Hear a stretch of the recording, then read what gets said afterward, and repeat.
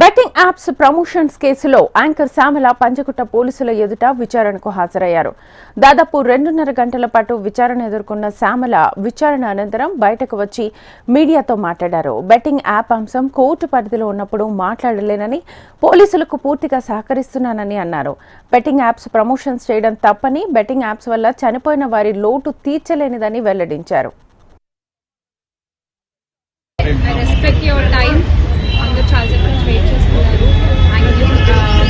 Investigation జరుగుతోంది, మీ అందరికీ తెలుసు. విషయం కోర్టులో ఉంది. సో దీని గురించి ప్రస్తుతము మాట్లాడడం అన్అఫీషియల్ అవుతుంది. ఆ విషయం నాకంటే బాగా మీకే తెలుసు. సో డెఫినెట్గా మేము ఇన్వెస్టిగేషన్కి కోఆపరేట్ చేస్తున్నాము. చట్టాల మీద, న్యాయ వ్యవస్థ మీద నమ్మకం ఉంది. ఖచ్చితంగా కల్పిట్స్ని పట్టుకోవడంలో నేను ఎంతవరకు సాయం చేయగలను అంతవరకు డెఫినెట్గా పోలీసులకి నా సపోర్ట్ ఎప్పుడూ ఉంటుంది.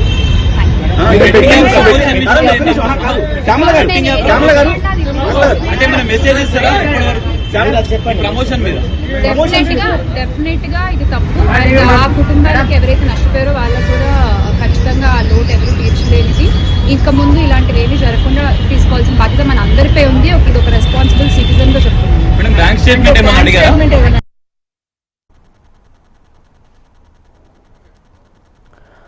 బెట్టింగ్ యాప్స్ ప్రమోషన్స్ కేసులో యాంకర్ శ్యామల పంజగుట్ట పోలీసుల ఎదుట విచారణకు హాజరయ్యారు. దాదాపు 2.5 గంటల పాటు విచారణ ఎదుర్కొన్న శ్యామల విచారణ అనంతరం బయటకు వచ్చి మీడియాతో మాట్లాడారు. బెట్టింగ్ యాప్ అంశం కోర్టు పరిధిలో ఉన్నప్పుడు మాట్లాడలేనని, పోలీసులకు పూర్తిగా సహకరిస్తున్నానన్నారు. ఇదే అంశానికి సంబంధించి ఫుల్ డీటెయిల్స్ మా ప్రతినిధి అమరేందర్ అడిగి తెలుసుకుందాం. అమరేందర్, బెట్టింగ్ యాప్ ప్రమోటింగ్ కేసులో పంజగుట్ట పోలీసుల విచారణ కొనసాగుతుంది. ఇప్పటికే బెట్టింగ్ యాప్ అంశంపై 4 నిందితులను కూడా విచారించింది. మరో 3 ప్రస్తుతం దుబాయ్ కి పారిపోయినట్టుగా తెలుస్తుంది. అయితే నిన్న ఏదైతే కొంతమందిని విచారించగా ఇవాళ ఏదైతే యాంకర్ శ్యామలను విచారణకు పిలిచారో మొత్తం 2.5 గంటల పాటు యాంకర్ శ్యామలను పంజగుట్ట పోలీసులు ప్రశ్నించారు. బెట్టింగ్ యాప్స్ ప్రమోషన్ సంబంధించి ఆ అంశంపై ప్రస్తుతం విచారణ జరుగుతుంది. ఆ అంశం సంబంధించి కోర్టు పరిధిలో ఉందని క్లారిటీ ఇచ్చింది. ఇప్పుడు ఈ అంశంపై స్పందించలేను, పోలీసుల విచారణకు సహకరిస్తానని తెలిపింది. అయితే నాకు చట్టాలపైన నమ్మకం ఉంది, బెట్టింగ్ యాప్స్ ప్రమోషన్స్ తప్పని కూడా పూర్తిగా మీడియాకు తెలిసింది. ఇటు నష్టపోయిన వారు ఎవరైనా ఉంటే వారి లోటు తీర్చలేనిదని బాధపడ్డారు. ఇకపై బెట్టింగ్ యాప్స్ ప్రమోషన్ చేయమని ఒక క్లారిటీ అయితే ఇచ్చారు. అయితే మొదటి నుంచి కూడా నిందితులంతా కూడా మేము తప్పు చేశామనేది ఒప్పుకుంటున్నారు. ఆ తప్పుకు సంబంధించి బెట్టింగ్ యాప్స్ ఇన్స్టాల్ చేసుకోవద్దనేది ప్రస్తుతం నిందితులు అయితే చెప్తా ఉన్నారు. ఒక శ్యామల మాత్రమే ఏదైతే విచారణకు హాజరై మీడియా ముఖంగా ఉన్న అంశాన్ని అయితే చెప్పడం అయితే జరిగింది. ప్రస్తుతానికి అంటే శ్యామల విచారణ పూర్తయింది. అవసరం ఉంటే మరోసారి పిలుస్తామని పంజగుట్ట పోలీసులు చెప్పినట్టుగా తెలుస్తుంది. అయితే ఈ బెట్టింగ్ యాప్ ప్రమోషన్ సంబంధించిన కేసులో మరోసారి వీసు చౌదరితో పాటు విష్ణుప్రియ ఇద్దరిని కూడా రేపు విచారణకు పంజగుట్ట పోలీసు నోటీస్ ఇచ్చారు. కాబట్టి రేపు తప్పనిసరిగా విచారణకు హాజరు కావాలని కూడా నోటీసులో పేర్కొన్నారు. మరి రేపు మరోసారి రెండోసారి పంజగుట్ట పోలీసుల విచారణకు ఇద్దరు కూడా రానున్నారు. ఎందుకంటే విష్ణుప్రియ, వీసు చౌదరి ఇద్దరు కూడా చాలా మందికి సోషల్ మీడియా ఇన్ఫ్లుయెన్సర్ కావచ్చు, యాంకర్స్ కావచ్చు, బాగా ఏదైతే ఫాలోవర్స్ ఉన్న వ్యక్తులనే టార్గెట్ గా చేసుకుంటూ ఈ వీడియోలను పంపించి ప్రమోటింగ్ చేయాలంటూ కూడా సోషల్ మీడియా వేదికగా చేయాలంటూ ఇప్పటికే వీళ్ళిద్దరి వల్లే పూర్తిగా సర్క్యులేట్ అయిందనేది పోలీసులు గుర్తించిన నేపథ్యంలో ప్రస్తుతం ఇటు విష్ణుప్రియకు సంబంధించిన మొబైల్ ని తీసేయడం, ఆ తర్వాత క్లారిటీ వచ్చాక విష్ణుప్రియ మొబైల్ కూడా పోలీసులు విష్ణుప్రియకు అందజేశారు. ఆ తర్వాత వీసు చౌదరి గత 3-4 రోజుల క్రితం విచారణకు వచ్చిన సందర్భంలో ఆమెను దాదాపు 4 గంటల పైగా ప్రశ్నించారు. 4 గంటల ప్రశ్నించిన సందర్భంలో పూర్తిగా ఆమె దగ్గరికి కీలకమైన సమాచారం రాబట్టడం, ఆమె ఫోన్ ట్రాన్సాక్షన్స్ కూడా ప్రస్తుతం పోలీసులు గమనించిన నేపథ్యంలో విష్ణుప్రియకి ఏదైతే ఈ మిగతా నిందితులు ఎవరైతే ఉంటారో వారందరికి సంబంధించి ఎవరి ద్వారా డబ్బులు చేరాయి, ఎవరు మధ్యవర్తి వ్యవహరించారు, బెట్టింగ్ యాప్ వెనుక ఎవరు ఏదైతే ఇంటర్నెట్ ద్వారా కనెక్ట్ అయ్యి ట్రాన్సాక్షన్ జరిగాయా, లేకుంటే వ్యక్తిగతంగా హాజరై ఎవరు వచ్చి బెట్టింగ్ యాప్ల తరఫున నిర్వాహకుడు ప్రమోట్ చేయాలని కోరారన్న అంశానికి సంబంధించి ప్రస్తుతం పంజగుట్ట పోలీసుల దర్యాప్తు ఒకవైపు కొనసాగుతుందని చెప్పవచ్చు. రేపు మాత్రం విష్ణుప్రియ, వీసు చౌదరి ఇద్దరు కూడా రెండోసారి విచారణకైతే హాజరు కాబోతున్నారు. Right Amarender, thank you.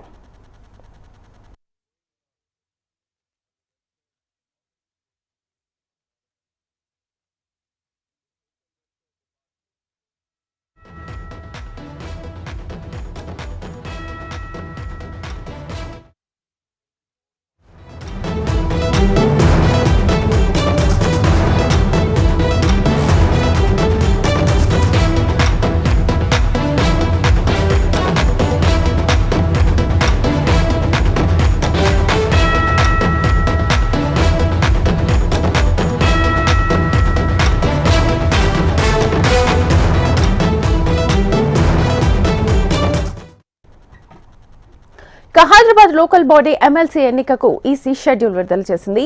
ఈ నెల 28న నోటిఫికేషన్, ఏప్రిల్ 4న నామినేషన్లకు చివరి తేదీగా ఈసీ నిర్ణయించింది.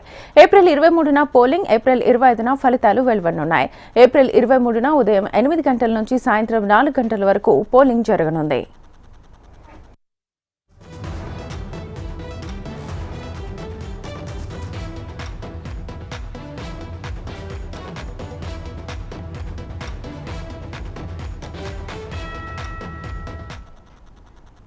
హైదరాబాద్ లోకల్ బాడీ ఎమ్మెల్సీ ఎన్నికకు ఈసీ షెడ్యూల్ విడుదల చేసింది. ఈ నెల 28న నోటిఫికేషన్, ఏప్రిల్ 4న నామినేషన్లకు చివరి తేదీగా ఈసీ నిర్ణయించింది.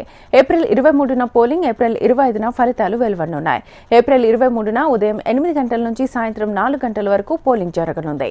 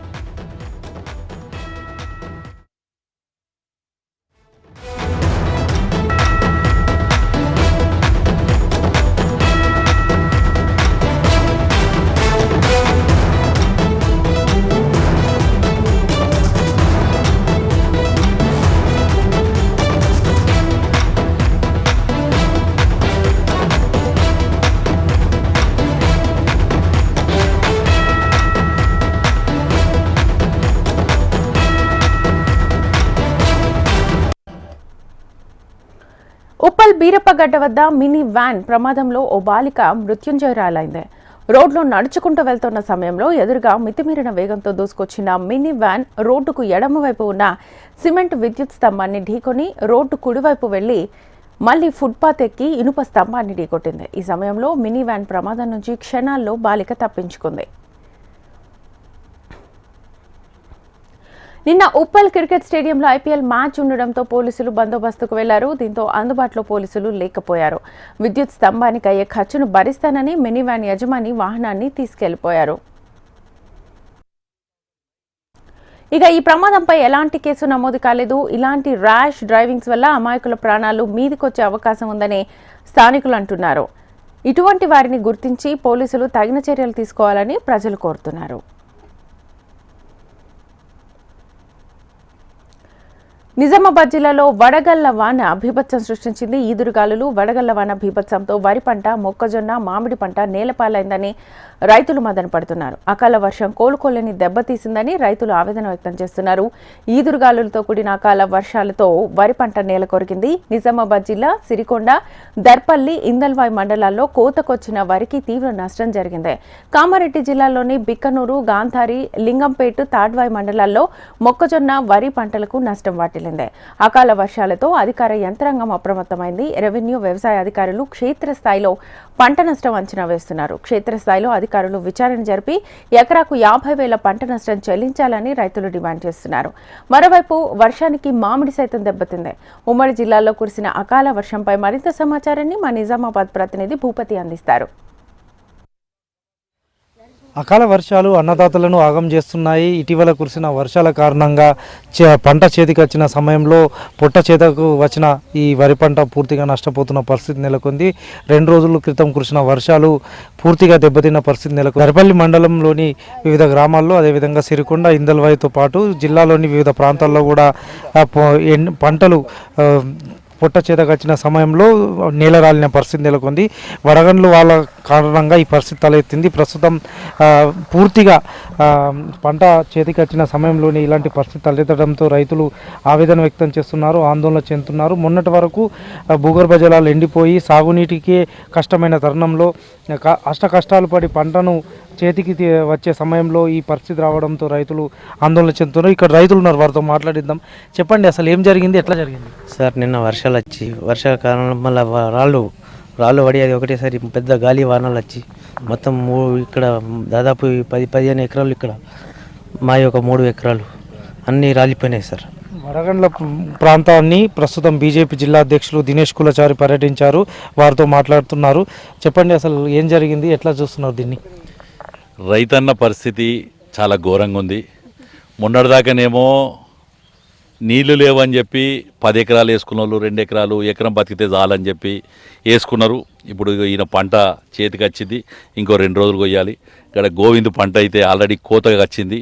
వాళ్ళ ఇంట్లో వాళ్ళ తమ్ముడు ఇది అయిందని చెప్పి 2 రోజులు ఊరికోయి వచ్చే లోపలనే నిన్న రాత్రి విపరీతమైన వడగళ్ల వర్షంతో ఈ ప్రాంతంలో సుమారు మద్దులతాండ కానీ, వాడి కానీ, సీతాయిపేట కానీ, అటు కొండూరు కానీ, దర్పల్లి మండలంలో ఈ 3 గ్రామాలు, సిరికొండ మండలంలో కొండూరు కానీ, ఈ 4 గ్రామాలలో కొన్ని 100 ఎకరాల పంట ఈరోజు నష్టం జరిగింది.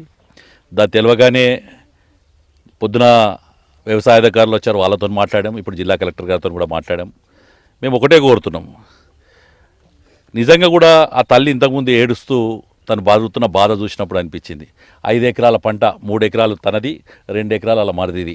5 ఎకరాల పంట చేత కోతుకొచ్చిన పంట ఇవాళ ఇటు పరిస్థితి మళ్ళీ పండిన గింజ మళ్ళీ భూమి పాలైతే ఏ రకంగా బాధపడుతుందో మీరు చూశారు. ఇప్పుడు నేను ప్రభుత్వాన్ని అడుగుతాను, జిల్లా కలెక్టర్ గారిని కూడా ఇప్పుడు అడిగాను. సార్ నివేదిక పంపిస్తున్నాం సార్, నివేదిక చేస్తున్నామని అంటున్నారు. నేను ప్రభుత్వానికి ఇదే ప్రధానమంత్రి ఫసల్ యోజన కింద పెట్టుంటే ఇప్పుడు ఎకరానికి వీళ్ళకి 20,000 రూపాయలన్నా కానీ చేతికి వచ్చే పరిస్థితి ఉంటుండే. నేను ఇవాళ అడుగుతున్నాను ప్రతి ఒక్కటి కూడా. అటు నీరు అందించక పంట కోల్పోయారు. ఇప్పుడు పంట చేతికి వచ్చిన పంట దురదృష్టవశాత్తు రాళ్ల వర్షంతో కోల్పోవడం జరిగింది. ఇవి రెండూ కూడా ఈ ప్రాంతంలో తీవ్రంగా ఇదైంది కాబట్టి ఈ మండలాలనే, ఎందుకంటే అటేమో దుబ్బ సైడ్ ఒక ఎత్తు లేదు, పండిన పంటనేమో నీళ్లున్న దగ్గరేమో ఈ పరిస్థితి ఏర్పడ్డది. కాబట్టి ఈ రెండు మండలాలను కూడా కరువు లేకపోతే మిగతా ఏ రకంగా ప్రకటిస్తుందో ప్రభుత్వం ప్రకటించి ఈ మండలంలో ఉన్న రైతాంగాన్ని అంతా ఆదుకోవాలని చెప్పి డిమాండ్ చేస్తున్నాం. ఏదైతే నష్టపోయిండో రైతు, ఈయన 3 ఎకరాలు చేసి చేతికొచ్చే పంట చేతిలో పోయిందని చెప్పి వాళ్ళ ఇంట్లో ఏ రకంగా బాధపడుతున్నారో ఇదంతా కూడా ప్రభుత్వము ఇమీడియట్లీ నివేదికలు తెప్పించుకున్నాం, దగ్గర పెట్టుకున్నాం అని కాదు. ఇక్కడ ఉన్న రేవంత్ రెడ్డి గారిని ఇంతకుముందు కూడా కోరాను, మొన్న ఎండిపోయేటప్పుడు, ఇప్పుడు పంట నష్టపోయినప్పుడు కూడా కోరుతున్నాను. అయ్యా రేవంత్ రెడ్డి గారు, మీరు ఏదైతే ఎద్దేసిన వ్యవసాయం బాగుపడది, రైతు వేసిన రాజ్యం బాగుండదు. ఇలా రైతు కన్నీరు పెడుతున్నారు. రైతును ఆదుకునేటట్టు మీరు చర్యలు తీసుకోండి అని చెప్పి భారతీయ జనతా పార్టీ తరఫున కోరుకుంటూ, రెండోది నష్టపోయిన వాళ్ళకి ఇమీడియట్లీ నష్టపరిహారం వచ్చి, మీరు నష్టపరిహారం వచ్చే లోపల తన పరిస్థితి ఇంకా ఆర్థికంగా దిగజారుతుంది. కాబట్టి మరొక్కసారి మీ అందరికి కూడా నేను ప్రభుత్వానికి డిమాండ్ చేసేదల్లా, కలెక్టర్ గారికి డిమాండ్ చేసేదల్లా ఒకటే, రైతును ఆదుకునేందుకు మీరు ముందుకు రండి అని చెప్పి కోరుతున్నాను. రైతులను ఆదుకునేందుకు ప్రభుత్వం ముందుకు రావాలా, నష్టపరిహారం చెల్లించాలని డిమాండ్ చేస్తున్నారు. అదేవిధంగా ఫసల్ బీమా యోజన కింద రాష్ట్ర ప్రభుత్వం తీసుకోకపోవడంతో మరింత నష్టపోవాల్సిన పరిస్థితి వచ్చింది. రాష్ట్ర ప్రభుత్వం నిర్లక్ష్యం విడరాలాలా. గత కొన్ని రోజుల క్రితం వర్షాభావ పరిస్థితుల కారణంగా అదేవిధంగా పంటలు ఎండిపోగా వాటి కోసం ఎంతో కష్టపడి కూడా పంటలను సాగు చేసిన రైతాంగానికి, ఆరుగాలం శ్రమించిన రైతాంగానికి కష్టాలు మాత్రం తప్పడం లేదని ఆవేదన వ్యక్తం చేస్తున్నారు. ఇప్పటికైనా ప్రభుత్వం అధికార యంత్రాంగం స్పందించాలా. ఈ ప్రాంతాన్ని నిజామాబాద్ రూరల్ నియోజకవర్గంలోని సిరికొండ, దర్పల్లి, ఇందల్వాయి మండలాలను కరువు ప్రాంతాలుగా ప్రకటించి అదేవిధంగా నష్టపోయిన రైతాంగాన్ని ఆదుకోవాలా, నష్టపరిహారం అందించాలని కూడా బీజేపీ నేతలు డిమాండ్ చేస్తున్న పరిస్థితి నెలకొంది. కెమెరా పర్సన్ కళ్యాణ్తో భూపతి, హెచ్ఎం టీవీ, నిజామాబాద్.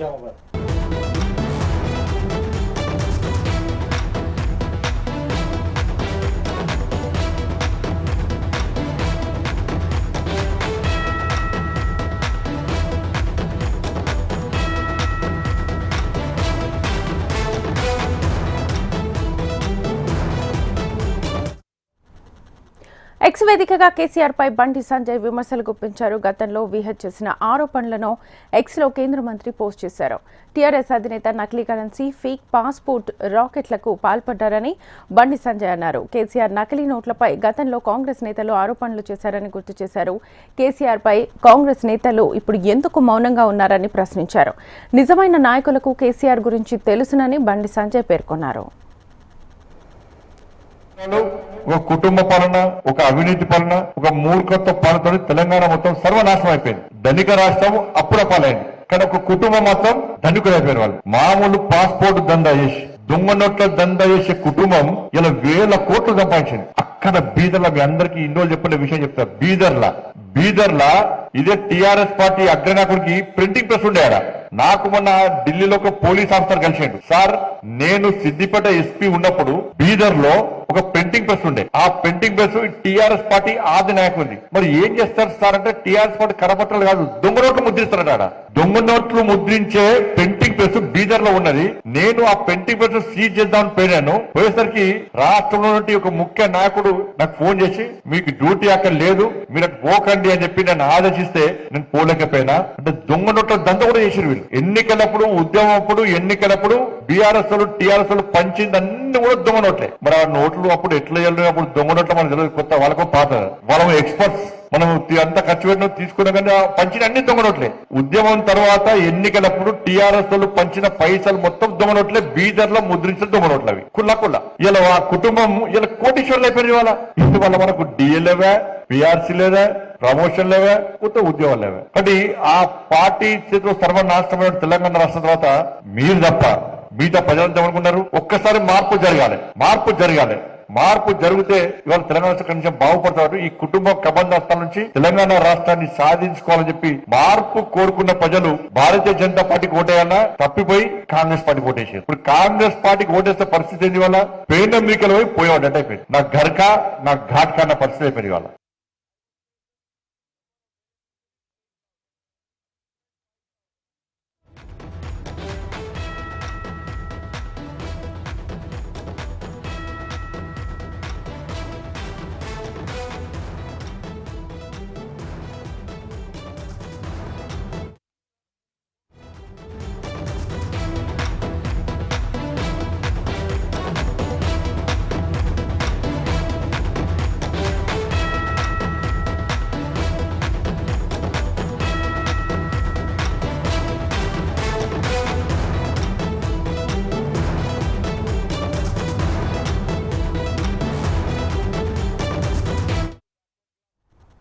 శ్రీ సత్యసాయి జిల్లా హనీ ట్రాప్ కేసులో అత్త అల్లుడిని పోలీసులు అరెస్ట్ చేశారు. ప్రభుత్వ ఉద్యోగులు, రాజకీయ నాయకుల్ని టార్గెట్గా ఎంచుకున్న అత్త అల్లుడు తొలుత వాట్సాప్ కాల్తో పరిచయం చేసుకుని ఆ తర్వాత వీడియో కాల్ రికార్డ్ చేసి అశ్లీల చిత్రాలతో ఆ వీడియోలను బాధితులకు పంపి డబ్బులు డిమాండ్ చేస్తూ బ్లాక్మెయిల్ చేస్తున్నారు. ఇలా పలువురు ఉద్యోగులను బెదిరించి లక్షలాది రూపాయలు దండుకున్న ఒక ముఠాను లేపాక్షి పోలీసులు అరెస్ట్ చేయడంతో విషయం వెలుగులోకి వచ్చింది.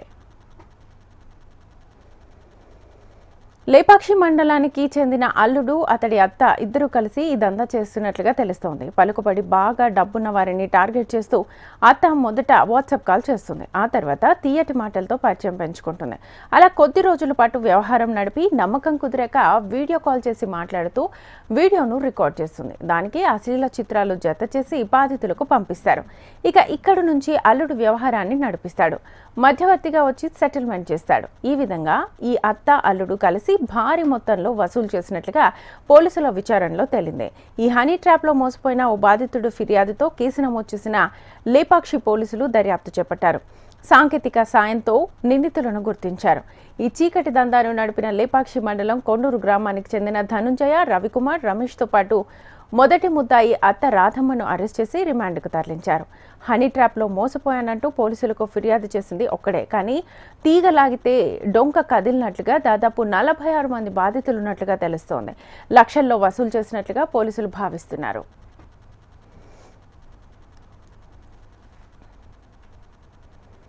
ఒక గుర్తు తెలియని మహిళ వీడియో కాల్ చేసి అసభ్యకరమైన వీడియో ఆమె ప్రదర్శించి ఆ వీడియోని ఆమె స్క్రీన్లో సేవ్ చేసుకొని ఆ తర్వాత ఆ సుబ్రహ్మణ్యం గారికి ఫోన్ చేసి డబ్బులు డిమాండ్ చేయడం జరిగింది.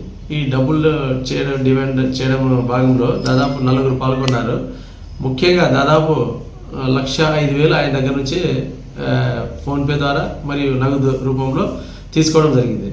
దీంట్లో భాగంగానే Lepakshi police station crime number 47/25 case register చేసి దర్యాప్తులో భాగంగా రాయశ్రీ పుట్టవర్తి ఎస్పీ మేడం అయిన రత్నగారి మేడం ఆధ్వర్యంలో రాయశ్రీ ఇందుపూర్ డిఎస్పీ సార్ పర్యవేక్షణలో అందరు సిఐలు, ఎస్ఐలు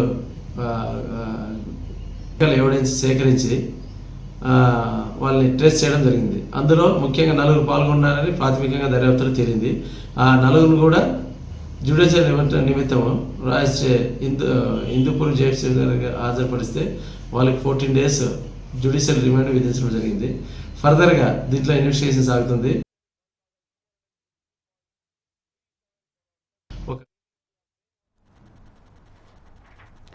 శ్రీ సత్యసాయి జిల్లా హనీ ట్రాప్ కేసులో అత్త అల్లుడిని పోలీసులు అరెస్ట్ చేశారు. ప్రభుత్వ ఉద్యోగులు, రాజకీయ నాయకులే టార్గెట్గా ఎంచుకున్న అత్త అల్లుడు తొలుత వాట్సాప్ కాల్తో పరిచయం చేసుకుని ఆ తర్వాత వీడియో కాల్ను రికార్డ్ చేసి అశ్లీల చిత్రాలతో ఆ వీడియోను బాధితులకు పంపి డబ్బులు డిమాండ్ చేస్తూ బ్లాక్మెయిల్ చేస్తున్నారు. ఇలా పలువురు ఉద్యోగులను బెదిరించి లక్షలాది రూపాయలు దండుకున్న ఒక ముఠాను లేపాక్షి పోలీసులు అరెస్ట్ చేయడంతో విషయం వెలుగులోకి వచ్చింది. లేపాక్షి మండలానికి చెందిన అల్లుడు, అతడి అత్త ఇద్దరూ కలిసి ఈ దందా చేస్తున్నట్లుగా తెలుస్తోంది. పలుకుపడి బాగా డబ్బున్న వారిని టార్గెట్ చేస్తూ అత్త మొదట వాట్సాప్ కాల్ చేస్తుంది. ఆ తర్వాత తీయటి మాటలతో పరిచయాన్ని పెంచుకుంటుంది. అలా కొద్ది రోజుల పాటు వ్యవహారం నడిపి నమ్మకం కుదిరాక వీడియో కాల్ చేసి మాట్లాడుతూ వీడియోను రికార్డ్ చేస్తుంది. దానికి అశ్లీల చిత్రాలు జత చేసి బాధితులకు పంపిస్తారు. ఇక ఇక్కడి నుంచి అల్లుడు వ్యవహారాన్ని నడిపిస్తాడు, మధ్యవర్తిగా వచ్చి సెటిల్మెంట్ చేస్తాడు. ఈ విధంగా ఈ అత్త అల్లుడు కలిసి భారీ మొత్తంలో వసూలు చేసినట్లుగా పోలీసుల విచారణలో తేలింది. ఈ హనీ ట్రాప్లో మోసపోయిన ఓ బాధితుడి ఫిర్యాదుతో కేసు నమోదు చేసిన లేపాక్షి పోలీసులు దర్యాప్తు చేపట్టారు. సాంకేతికత సాయంతో నిందితులను గుర్తించారు. ఈ చీకటి దందాను నడిపిన లేపాక్షి మండలం కొండూరు గ్రామానికి చెందిన ధనుంజయ, రవికుమార్, రమేష్తో పాటు మొదటి ముద్దాయి అత్త రాధమ్మను అరెస్ట్ చేసి రిమాండ్కు తరలించారు. హనీ ట్రాప్లో మోసపోయానంటూ పోలీసులకు ఫిర్యాదు చేసింది ఒక్కడే. కానీ తీగలాగితే డొంక కదిలినట్లుగా దాదాపు 46 మంది బాధితులున్నట్లుగా తెలుస్తోంది. లక్షల్లో వసూలు చేసినట్లుగా పోలీసులు భావిస్తున్నారు.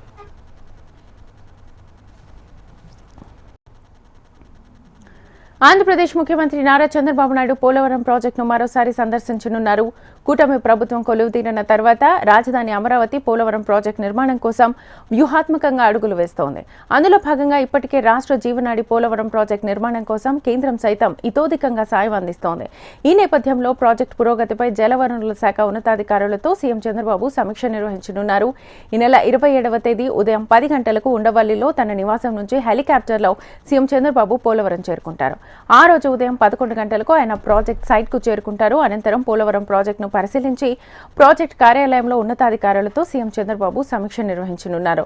మధ్యాహ్నం 3 గంటలకు ఆయన పోలవరం ప్రాజెక్టు సైట్ను ఫీల్డ్ విజిట్ చేశారు. అనంతరం మధ్యాహ్నం 3:15 విజయవాడకు సీఎం చంద్రబాబు తిరుగు ప్రయాణం కానున్నారు. గురువారం సాయంత్రం ఈ కన్వెన్షన్ సెంటర్లో ముస్లింలకు ప్రభుత్వం తరఫున ఇఫ్తార్ విందిస్తారు. ఈ కార్యక్రమంలో సీఎం చంద్రబాబు నాయుడు పాల్గొంటారు. ఆ తర్వాత ఉండవల్లిలోని తన నివాసానికి సీఎం చంద్రబాబు చేరుకుంటారు. పుష్ప 2 ది రూల్ సినిమాతో బంపర్ హిట్ కొట్టిన ఐకాన్ స్టార్ అల్లు అర్జున్ ప్రస్తుతం తన తర్వాతి ప్రాజెక్ట్ పనుల్లో బిజీగా ఉన్నారు. తమిళ స్టార్ డైరెక్టర్ యాట్లీతో బన్నీ తన తర్వాతి మూవీ చేయనున్నారని తెలుస్తోంది. ఈ చిత్రం కథా చర్చల కోసం ఆయన దుబాయ్ వెళ్లినట్లుగా తెలుస్తోంది. ఈ క్రమంలో అల్లు అర్జున్ అబుదాబిలోని స్వామి నారాయణన్ మందిర్ను సందర్శించారు. ఆలయ నిర్మాణాలను ఆసక్తిగా తిలకించిన ఆయన నారాయణ స్వామిని దర్శించుకున్నారు. ఆలయ ప్రతినిధులు బన్నీకి మందిర్ విశిష్టతను, ప్రాముఖ్యతను వివరించారు.